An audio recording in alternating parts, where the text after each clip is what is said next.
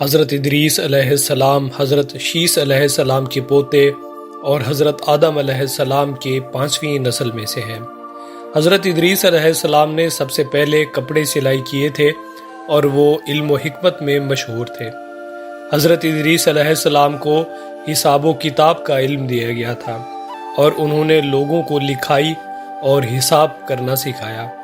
حضرت ادریس علیہ السلام نے 40 زبانیں سیکھیں اور ان میں دین کی دعوت دی۔ اللہ تعالیٰ نے حضرت ادریس علیہ السلام کو زندہ حالت میں چوتھے آسمان پر اٹھا لیا تھا۔ کچھ روایات کے مطابق حضرت ادریس علیہ السلام قیامت کے قریب حضرت عیسیٰ علیہ السلام کے ساتھ دوبارہ دنیا میں آئیں گے۔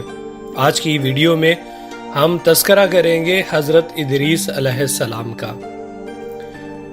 حضرت آدم علیہ السلام کے 1000 سال بعد بابل کی سرزمین اپنے وقت کی عظیم ترین تہذیبوں میں سے ایک تھی۔ موجودہ عراق کے علاقے میں واقع بابل ایک ترقی یافتہ شہر تھا جہاں لوگوں نے زراعت، تجارت اور علم و فن میں نمایاں ترقی کی تھی، لیکن جیسے جیسے وقت گزرتا گیا لوگ توحید سے دور ہوتے گئے اور بت پرستی کی طرف مائل ہو گئے۔ بابل کے لوگ ستاروں کی عبادت کرتے تھے، علم نجوم پر یقین رکھتے تھے اور مختلف دیوتاؤں کو خوش کرنے کے لیے ان کے سامنے بت بناتے اور ان کی پوجا کرتے تھے۔ یہ وہ دور تھا جب بابل میں ایک جابر اور ظالم بادشاہ حکومت کرتا تھا۔ یہ بادشاہ اپنے غرور اور طاقت کے نشے میں مست تھا۔ وہ اپنے آپ کو دیوتا سمجھتا تھا اور لوگوں پر بے پناہ ظلم کرتا تھا۔ بابل کے لوگ اس کے خوف سے لرزتے تھے اور کوئی بھی اس کے سامنے کھڑا ہونے کی جرأت نہیں کرتا تھا۔ اسی دور میں اللہ تعالیٰ نے حضرت ادریس علیہ السلام کو نبوت عطا کی۔ حضرت ادریس علیہ السلام کا تعلق حضرت آدم علیہ السلام کی نسل سے تھا اور آپ کو علم و حکمت میں بے پناہ مہارت حاصل تھی۔ حضرت ادریس علیہ السلام پہلے انسان تھے جنہوں نے قلم کا استعمال کیا اور علم کو تحریری صورت میں محفوظ کیا۔ آپ کو سلائی کا فن بھی سکھایا گیا اور آپ نے لوگوں کو علم، ہدایت اور نیکی کی طرف بلانے کا بیڑا اٹھایا۔ حضرت ادریس علیہ السلام نے بابل کے لوگوں کو اللہ کی وحدانیت کی طرف بلایا اور انہیں بتایا کہ صرف اللہ ہی عبادت کے لائق ہے۔ آپ نے لوگوں کو سمجھایا کہ بت پرستی اور جھوٹے خداؤں کی عبادت انہیں دنیا اور آخرت میں تباہی کی طرف لے جا رہی ہے۔ حضرت ادریس کی تبلیغ نے کچھ لوگوں کے دلوں میں اللہ کا خوف اور توحید کا یقین پیدا کیا، لیکن بادشاہ اور اس کے پیروکاروں نے آپ کی باتوں کو پسند نہیں کیا۔ بادشاہ کو حضرت ادریس علیہ السلام کی باتیں سخت ناگوار گزریں۔ وہ اپنی طاقت اور اقتدار کے نشے میں تھا اور کسی بھی ایسی آواز کو دبانے کے لیے تیار تھا جو اس کے خلاف اٹھتی۔ بادشاہ نے حضرت ادریس کو دھمکایا اور کہا کہ وہ اپنی تبلیغ سے باز آ جائیں ورنہ انہیں موت کے گھاٹ اتار دیا جائے گا۔ حضرت ادریس علیہ السلام نے بادشاہ کی دھمکیوں کی پرواہ نہ کی اور اللہ کی راہ میں ثابت قدم رہے۔ آپ نے بادشاہ کو اللہ کے عذاب سے ڈرایا اور اسے توحید کی دعوت دی۔ حضرت ادریس کی ثابت قدمی اور ان کی باتوں نے بادشاہ کے دل میں خوف پیدا کیا، لیکن اس کے غرور نے اسے حضرت ادریس کو نقصان پہنچانے کی ٹھانی۔ جب بادشاہ نے دیکھا کہ حضرت ادریس علیہ السلام اپنی دعوت سے پیچھے نہیں ہٹ رہے تو ان کو قید کرنے اور قتل کرنے کا منصوبہ بنایا۔ بادشاہ نے اپنے سپاہیوں کو حکم دیا کہ وہ حضرت ادریس کو گرفتار کریں اور انہیں زندان میں ڈال دیں، لیکن اللہ نے حضرت ادریس علیہ السلام کی حفاظت کا انتظام کیا تھا۔ ایک روز بادشاہ سیر و تفریح کے لیے نکلا تو اس کا گزر ایک زمین سرسبز پر ہوا جو ایک مومن خالص کی زمین تھی، جس نے دین باطل کو ترک کر کے اہل باطل سے بیزاری اور علیحدگی اختیار کر لی تھی۔ بادشاہ کو وہ زمین پسند آئی۔ وزیروں سے پوچھا کہ یہ کس کی زمین ہے؟ تو وزیروں نے بتایا کہ یہ زمین فلاں مومن کی ہے جو آپ کی رعایا میں سے ہے۔ بادشاہ نے اس شخص کو بلایا اور اس سے زمین کی خواہش کی تو اس شخص نے کہا کہ میرے بال بچے تجھ سے زیادہ اس زمین کے محتاج ہیں۔ بادشاہ نے کہا اس زمین کو قیمت لے کر مجھے دے دو۔ تو اس شخص نے کہا نہ میں فروخت کروں گا اور نہ یوں ہی بلا قیمت دوں گا، اس زمین کا تذکرہ ہی چھوڑ دو۔ بادشاہ کو غصہ آیا اور اس کے تیور بگڑ گئے۔ اسی حالت میں غضبناک اور متفکر واپس ہوا۔ اس کی ایک زوجہ ازارکا میں سے تھی جس کو وہ بہت چاہتا تھا اور اکثر اس سے مشورہ کیا کرتا تھا۔ جب وہ اپنے دربار میں بیٹھا تو اس عورت کو بلایا۔ اس عورت نے بادشاہ کو بہت غضبناک دیکھا۔ پوچھا، اے بادشاہ، کیا ایسا معاملہ ہوا کہ تو اس قدر غصے میں ہے؟ بادشاہ نے زمین کا قصہ اس سے بیان کیا۔ اس عورت نے کہا، اے بادشاہ، غم وہ کرتا ہے اور بیچ و تاب غصے میں وہ کھاتا ہے جس کو انتقام اور تغیر کی طاقت نہیں ہوتی۔ اگر تو اس کو بغیر کسی ہیلے کے قتل نہیں کرنا چاہتا تو میں اس کے مار ڈالنے کی تدبیر اور ہیلا کرتی ہوں کہ زمین بھی تیرے قبضے میں آ جائے اور رعایا کے نزدیک اس کے قتل کے بارے میں تجھ پر کوئی الزام بھی نہ رہے۔ بادشاہ نے پوچھا کہ وہ کون سی تدبیر ہے؟ تو اس نے کہا کہ ازارکا کی ایک جماعت اس کے پاس بھیجتی ہوں کہ اس کو پکڑ کر لائیں اور تیرے سامنے گواہی دیں کہ وہ تیرے دین سے پھر گیا ہے۔ اس طرح تو اس کو قتل کر کے اس کی زمین پر قابض ہو سکتا ہے۔ بادشاہ نے کہا، اچھا ایسا ہی کر۔ ازارکا میں سے کچھ شخص اس عورت کے دین پر تھے جو مومنین کا قتل حلال جانتے تھے۔ اس نے ان کو طلب کیا۔ انہوں نے بادشاہ کے سامنے گواہی دی کہ وہ بادشاہ کے دین سے منحرف ہو گیا ہے۔ یہ سن کر بادشاہ نے اس شخص کو قتل کرا دیا اور اس کی زمین پر قابض ہو گیا۔ اس مومن کے قتل کی وجہ سے حق تعالی غضبناک ہوا اور ادریس علیہ السلام کو وحی فرمائی کہ اس جبار و ظالم کے پاس جا کر کہو کہ تو نے اس مومن کے قتل پر اکتفا نہیں کی بلکہ اس کی زمین بھی غصب کر لی اور اس کے اہل و عیال کو محتاج اور مجبور کر دیا۔ مجھے اپنی عزت و جلال کی قسم ہے کہ قیامت میں اس کے بدلے میں تجھ سے انتقام لوں گا اور دنیا میں تیری بادشاہی مٹا دوں گا، تیرے شہر کو برباد کر دوں گا، تیری عزت کو ذلت میں تبدیل کروں گا اور تیری عورت کا گوشت کتوں کو کھلا دوں گا۔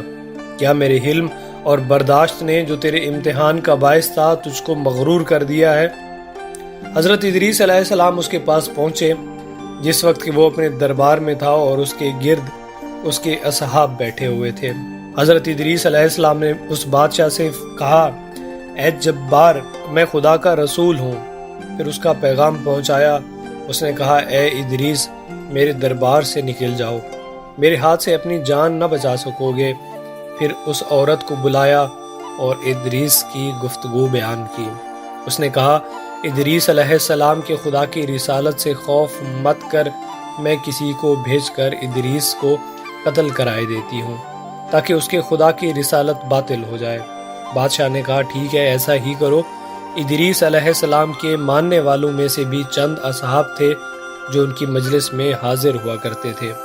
حضرت ادریس علیہ السلام نے ان کو بھی آگاہ کر دیا تھا جو کچھ خدا نے ان کو وحی کی تھی اور جو پیغام انہوں نے بادشاہ کو پہنچایا تھا۔ وہ حضرت ادریس علیہ السلام کے بارے میں خوف زدہ ہوئے کہ اب حضرت کو وہ سب قتل کر دیں گے۔ اس عورت نے ازارکا کے 40 آدمیوں کو ادریس علیہ السلام کے قتل کرنے کو بھیجا۔ وہ حضرت ادریس علیہ السلام کے جائے قیام پر آئے جہاں وہ اپنے اصحاب کے ساتھ بیٹھا کرتے تھے، لیکن ان کو وہاں نہ پایا اور واپس آ گئے۔ ادریس علیہ السلام کے دوستوں نے دیکھا کہ وہ حضرت کے قتل کے ارادے سے آئے تھے تو وہ متفرق ہو گئے اور ادریس علیہ السلام سے ملاقات کر کے ان ظالموں کے ارادے سے آگاہ کیا کہ آج 40 شخص آپ کے قتل کے ارادے سے آئے تھے، ہوشیار رہیے گا، بلکہ اس شہر سے چلے جائیے۔ حضرت ادریس علیہ السلام اسی روز اپنے اصحاب کو لے کر شہر سے باہر نکل گئے۔ صبح کو خدا سے دعا کی کہ پالنے والے، تو نے مجھے اس ظالم کے پاس بھیجا، میں نے تیرا پیغام اس کو پہنچایا، اس نے مجھے قتل کی دھمکی دی اور اب میرے مار ڈالنے کے در پہ ہے۔ خدا نے وحی فرمائی کہ تم اس سے علیحدہ رہو، مجھے اس کے ساتھ چھوڑ دو، مجھے اپنی عزت کی قسم ہے کہ میں اپنا حکم اس پر جاری کروں گا اور تمہاری بات اور اپنی رسالت سچ کر دکھاؤں گا۔ ادریس علیہ السلام نے عرض کی، پالنے والے، میری ایک حاجت ہے۔ خدا نے فرمایا، بیان کرو، میں آپ کی حاجت برلاؤں گا۔ حضرت ادریس علیہ السلام نے عرض کی، جب تک میں عرض نہ کروں ان پر بارش نہ ہو۔ خدا نے فرمایا، اے ادریس، ان کے شہر تباہ ہو جائیں گے اور لوگ بھوکے مر جائیں گے۔ ادریس علیہ السلام نے کہا، جو کچھ ہو میری تو یہی التجا ہے۔ خدا نے فرمایا، اچھا منظور ہے، جب تک تم دعا نہ کرو گے ان کے لیے بارش نہ ہوگی، اور میں سب سے زیادہ اپنے عہد کو پورا کرنے کا سزاوار ہوں۔ یہ سن کر حضرت ادریس علیہ السلام نے اپنے اصحاب کو آگاہ کیا اس سے کہ جو کچھ خدا سے دعا کی تھی اور جو کچھ جواب ملا تھا، اور فرمایا، اے دوستو، اس شہر سے دوسرے شہروں میں چلے جاؤ۔ یہ 20 اشخاص تھے، سب دوسرے شہروں میں متفرق ہو گئے، اور تمام شہروں میں یہ مشہور ہو گیا کہ حضرت ادریس علیہ السلام نے خدا سے ایسی دعا کی ہے کہ بارش نہ ہو جب تک وہ دعا نہ کریں۔ حضرت ادریس علیہ السلام خود بھی ایک بلند پہاڑ کے غار میں جا کر پوشیدہ ہو گئے۔ خدا نے ایک فرشتے کو ان پر موکل فرمایا جو روزانہ شام کو ان کے پاس کھانا لایا کرے۔ وہ فرشتہ ہر روز شام کو حضرت ادریس علیہ السلام کے لیے کھانا لاتا تھا۔ ادھر خدا نے اس بادشاہ جبار کی حکومت برباد کر دی، وہ قتل کر دیا گیا، اس کا شہر مٹا دیا گیا، اور اس کی عورت کا گوشت کتوں نے کھایا، اس سبب سے کہ اس مومن پر اس نے ظلم کیا۔ حضرت عبداللہ بن عباس سے منقول ہے کہ حضرت ادریس علیہ السلام دن میں شہروں میں گھومتے، سیاحت کیا کرتے اور روزے سے رہتے۔ جہاں رات ہو جاتی وہیں قیام کر لیتے، وہیں ان کی روزی ان کو پہنچ جاتی تھی۔ فرشتے ان کے نیک اعمال بھی دوسرے لوگوں کے اعمال کی طرح آسمان پر لے جاتے تھے۔ ملک الموت نے خدا سے ادریس علیہ السلام کو سلام کرنے اور ان سے ملاقات کرنے کا اشتیاق ظاہر کیا اور اجازت لے کر ان کے پاس آئے اور کہا، چاہتا ہوں کہ آپ کی مصابحت میں رہوں۔ حضرت ادریس علیہ السلام نے منظور فرمایا، اور وہ ایک دوسرے کے رفیق ہو گئے اور وہ مدتوں ساتھ رہے۔ دن کو روزے رکھتے تھے۔ جب رات کے وقت حضرت ادریس علیہ السلام کا کھانا پہنچ جاتا تھا، وہ ملک الموت کو بھی کھانے میں شریک ہونے کی دعوت دیتے، لیکن ملک الموت کہتے تھے کہ مجھے اس کی ضرورت نہیں، اور نماز میں مشغول رہتے۔ حضرت ادریس علیہ السلام تھک کر سو جاتے تھے، لیکن ملک الموت کو نہ سستی لاحق ہوتی اور نہ وہ سوتے تھے۔ اسی طرح چند روز گزرے، یہاں تک کہ ایک روز وہ انگور کے ایک باغ اور گوسفند کے گلہ کی طرف سے گزرے۔ انگور پکے ہوئے تھے۔ ملک الموت نے پوچھا، کیا آپ پسند کرتے ہیں کہ ہم ایک برہ اس گلہ سے یا اس باغ سے انگور کے چند خوشے لے لیں اور شام کو آپ اسی سے افطار کریں؟ حضرت ادریس علیہ السلام نے کہا، سبحان اللہ، میں تم کو اپنے مال سے کھانے کی دعوت دیتا ہوں تو انکار کرتے ہو، اور مجھ کو دوسروں کا مال بغیر اجازت کھانے کی دعوت دیتے ہو۔ تم نے میری مصاحبت کر کے خوب دوستی ادا کی، بتاؤ تم کون ہو؟ کہا، میں ملک الموت ہوں۔ تو ادریس علیہ السلام نے کہا، تم سے میری ایک حاجت ہے۔ پوچھا، کیا؟ کہا، چاہتا ہوں کہ مجھ کو آسمان پر لے چلو۔ تو ملک الموت نے خدا سے اجازت لے کر ان کو اپنے پروں پر بٹھایا اور آسمان پر لے گئے۔ پھر حضرت ادریس علیہ السلام نے کہا، میری ایک دوسری حاجت بھی ہے۔ تو ملک الموت نے پوچھا، وہ کون سی ہے؟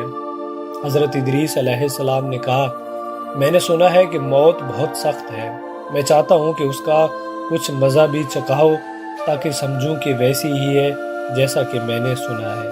ملک الموت نے خدا سے اجازت لی، اجازت مل گئی تو تھوڑی دیر کے لیے ان کی سانس پکڑی، پھر ہاتھ ہٹا لیا۔ پوچھا کہ موت کو کیسا پایا؟ کہا، بہت زیادہ شدید ہے، اس سے جیسا کہ میں نے سنا تھا۔ پھر کہا، ایک اور حاجت ہے، یعنی مجھ کو جہنم کی آگ دکھا دو۔ ملک الموت نے خازن جہنم کو حکم دیا کہ جہنم کے دروازے کھول دو۔ جب ادریس علیہ السلام نے دیکھا، غش کھا کر گر پڑے۔ جب ہوش میں آئے، کہا، ایک اور حاجت ہے، یعنی بہشت دیکھنا چاہتا ہوں۔ ملک الموت نے بہشت کے خزینہ دار سے اجازت لی اور ادریس علیہ السلام بہشت میں داخل ہوئے اور کہا، اے ملک الموت، اب میں یہاں سے باہر نہ آؤں گا، کیونکہ خدا نے فرمایا ہے کہ ہر نفس موت کا ذائقہ چکھنے والا ہے، اور میں نے چکھ لیا ہے۔ فرمایا کہ تم میں سے کوئی ایسا نہیں ہے جو جہنم کے پاس وارد نہ ہو، اور میں وارد ہو چکا ہوں۔ اور بہشت کے بارے میں فرمایا ہے کہ اہل بہشت سے باہر نہ جائیں گے۔